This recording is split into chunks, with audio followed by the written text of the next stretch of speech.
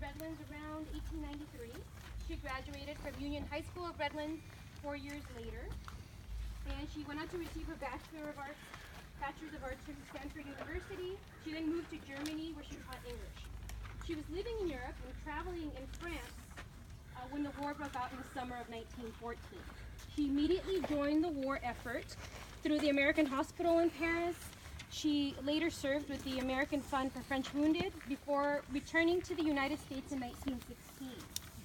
When the U.S. entered the war in April of 1917, she joined the Red Cross, and she went on to serve in the canteen service in France during the war. Canteens provided showers and food and laundry services to troops near the front lines.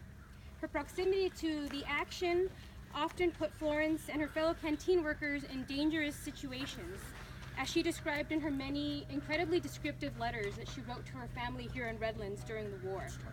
In one letter from March of 1918, she described an aerial bombardment near her canteen and how the canteen workers responded. She wrote, "I must say we behaved very well. One girl rushed to turn off the gas and electric lights and bank the fires. One seized the money I put for the hall to clear out the men. For you understand, the Boches were undoubtedly trying to get the canteen full of men, and if one bomb fell there in the crowd, it meant a slaughter." Florence and her canteen workers went on to receive the French Croix de Guerre, which was awarded to individuals who distinguished themselves by acts of heroism involving combat with enemy forces. She continued to serve into the post-war period in France. She was later offered a position with the American School for Girls in Brusa, Turkey, and she later served with Near East Relief, a humanitarian organization which focused on providing aid following the devastation of the Armenian genocide. Florence went on to become the principal female representative of Near East Relief, and at times she was actually the only American in the region. This was in the early 1920s. She remained in Turkey until 1923, and she continued to travel the world with her sisters. She went on to receive her Master's of Arts from Columbia University in 1927, and she eventually settled permanently in Redlands. She lived at the Wissahickon Inn, if any of you are familiar with that. One of her sisters is also buried here. Anna had a doctorate in literature from Yale University, and she taught literature at USC. Florence and her sisters were active members of the Redlands community. They worshipped at the First Congregational Church. She served with the American Association for University Women. She was with the Contemporary Club, and she was a very active supporter of the University of Redlands.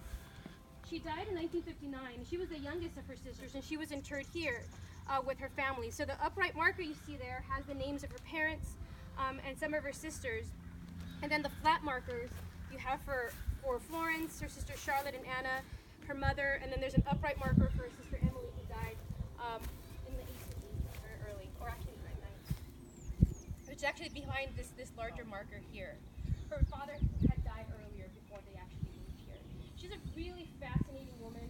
She wrote a lot, and a lot of her letters were published in the Redlands Daily Fact newspaper, and so we're really able to get a really great understanding of what she experienced during the war. She's a really fascinating woman. I wish I could know more about her. So if any of you do know any more about her, I always put out this pitch. Please do let me know. And if you've seen the photo, you can see that going around. That's a photo from her passport from 1917. So that's how she looked during the war. So from here, we're actually going to walk back. You can see her markers here. We're going to walk back to the Veteran Circle and walk past it, and we'll talk about the Beale family there.